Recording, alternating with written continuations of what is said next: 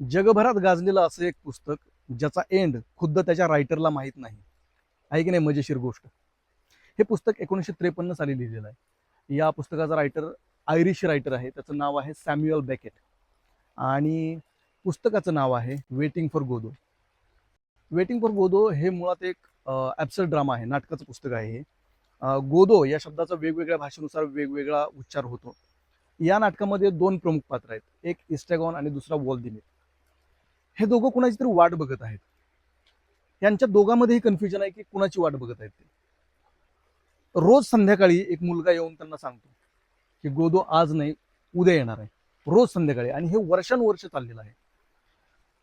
एकदा एका पत्रकाराने ह्या नाटकाचा रायटर जो आहे सॅम्युअल बेकेट त्याला विचारलं की बाबा तुझ्या नाटकातला हा गोदो नेमका आहे कोण. त्यावेळेस सॅम्युअल बेकेटने खूप मजेशीर उत्तर दिलं त्याला. तो म्हटला, जर मला माहित असतं तर मी पुस्तकात नसतं का लिहिलं.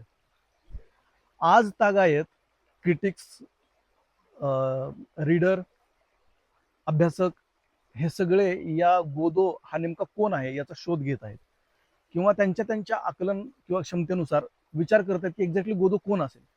तर तुम्ही हे पुस्तक वाचा, हे नाटक वाचा तुम्ही, आणि बघा तुम्हाला गोदो कोण आहे हे कळतंय. धन्यवाद.